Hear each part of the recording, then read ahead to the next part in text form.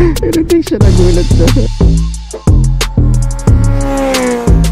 Magandang umaga mga kaibigan. At nagbabalik ka ngayon lingkod Dan Gan Ride. At pupunta tayo ng Makati, trabaho ride. Isang napakagandang umaga, walang traffic. At ngayong araw ay araw na linggo. Gopya. On a beautiful day.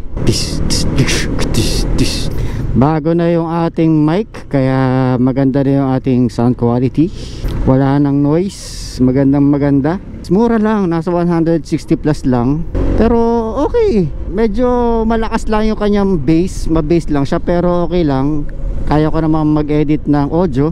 All in all, panalong panalo. Sulit yung perang binayad.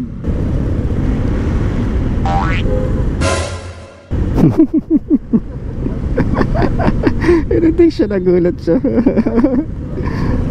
Gulat ang bata eh.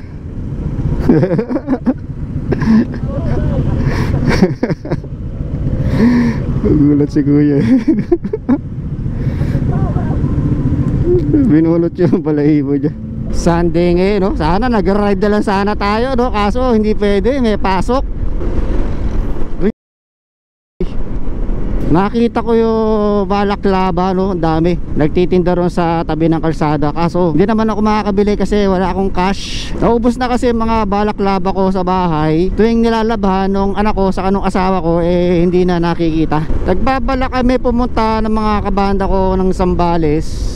Nagbabalak na rin noong bumili ng drone para maiba-iba naman. Hindi puro harap ng ADB lang yung nakikita nyo. Baka nga sinasabi ni YouTube, uy, pare-paresa lang yung mga content mo, mga easy to make, effortless videos. Baka kailangan ko nang gumawa ng ibang footage, drone footage, diba? Para ma-detect ng AI na hindi lang puro harapan ng ADB yung aking nare-record, kundi meron din akong kuha ng mga lugar. Pero hindi rin ganong kadali yung paggawa ng ganitong videos, no, tong motovlog.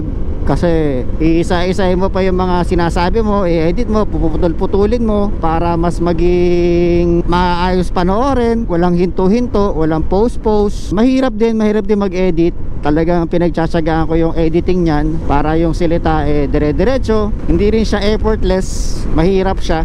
Yun nga lang nga kasi ang madalas kong nare-record, ito puro harapan ng ADB, diba? Wala pa tayong drone. Pero pag nagka-drone na tayo, makakapag-record na tayo ng aerial view ng mga lugar na mapupuntahan natin.